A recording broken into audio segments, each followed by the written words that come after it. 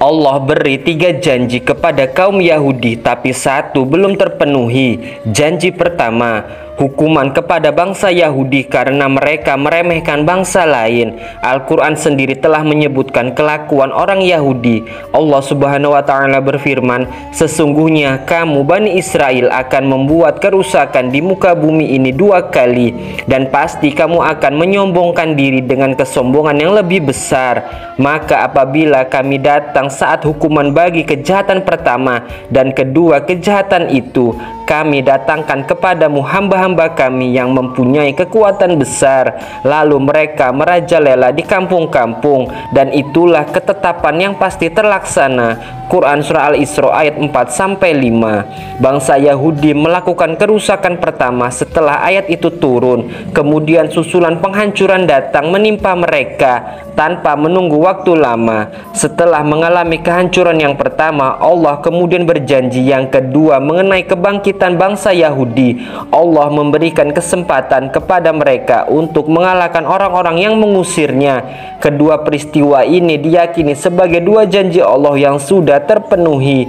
Yahudi berhasil membalas dan menduduki kembali negeri Syam dan Palestina. Dan janji terakhir Allah yaitu menghancurkan kembali bangsa Yahudi seperti yang telah terpenuhi janji Allah yang pertama dan kedua. Janji ketiga Allah ini tidak akan diingkari seperti dirasakan oleh Palestina. Derita demi derita yang dirasakan akan segera tuntas.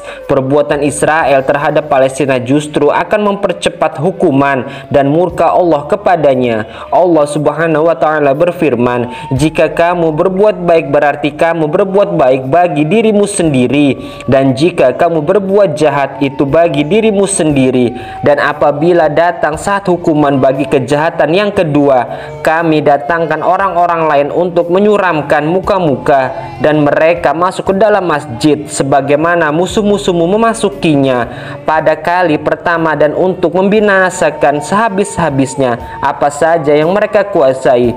Quran Surah Al-Isra ayat 7. Bangsa Yahudi biasa juga disebut Bani Israel. Julukan ini disematkan oleh Nabi Yakub alaihissalam yang artinya kekasih Allah. Karena julukan tersebutlah yang membuat bangsa Yahudi merasa derajatnya lebih tinggi daripada bangsa-bangsa lain. Selain itu, bangsa Yahudi ini juga dikenal memiliki sifat yang suka membangkang, membuat syariat di luar ajaran Nabi, bahkan tak segan membunuh para nabi Allah. Wallahu a'lam bishawab.